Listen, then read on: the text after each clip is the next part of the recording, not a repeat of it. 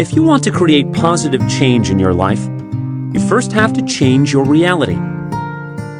To be honest, I think I've learned more about happiness over the past 5 years than I did in a decade sitting in labs and teaching in classrooms at Harvard.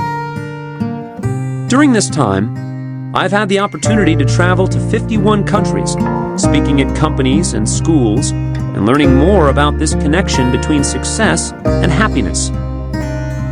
But each place I visited pushed me harder.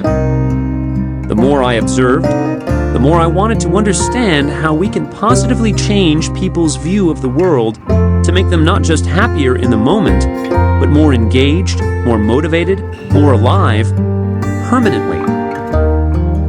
I wanted to learn how we could help people not just succeed at certain tasks or accomplish certain goals, but reach entirely new levels of success. But over the course of my travels, I also found that it wasn't enough to study success and happiness where it was easiest, in a controlled experiment with privileged university students as subjects. I wanted to test my theories where it was hardest. So to my mother's dismay, I was driven to lectures in Venezuela in bulletproof cars to speak with leaders under threats of express kidnappings about the research on resilience. I slept in huts in Tanzania, surrounded by the biggest spiders I've ever seen. And I'm from Texas, so that's saying something. To hear from people who had been kicked off their land, but who remained optimistic. I spoke about happiness at a public school assembly on the 1-year anniversary of a mass shooting at the school. In a shanty town in Kenya, I met with illiterate mothers, one of whom was determined that her 8-year-old daughter would go to Harvard someday. I was the positive psychology expert for the Everyday Matters campaign to see if happiness remains a choice for individuals with a chronic neuromuscular disease. I worked with the U.S. Department of Health and Human Services in the midst of an epidemic of depression, and Freddie Mac in the midst of a mortgage crisis. My company began working on an ambitious initiative at Walmart aimed at raising the happiness levels of their 1.5 million associates who are struggling to make ends meet in the face of complicated family and educational issues.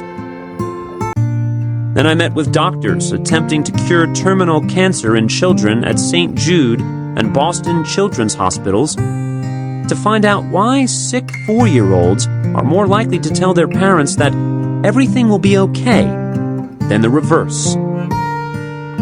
At the other end of the spectrum, I was invited to work with Google and Facebook as they dealt with the confusing influx of wealth that was, ironically, sapping employees of their engagement and motivation.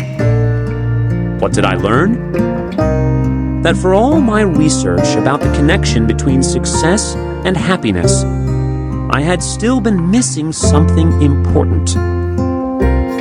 Happiness led to success, true. But what gave someone, especially someone facing obstacles and hardships, the understanding that happiness was possible in the first place? Why did achievement and happiness seem like a possibility to one person, but impossible to someone else in the same position or situation? Why did some illiterate mothers believe their children could get into Harvard, while others couldn't fathom the idea? Why did some of the impoverished children in Indonesia create a happy playtime with only some sticks and string, while others sat bored and sullen? Why could missing out on a bonus inspire one leader at a UK financial services company to work better and harder, while causing another leader at the same company to give up and stop trying? Why did some people diagnosed with MS suddenly start training for marathons, while others remained mired in the belief that they'd never walk again?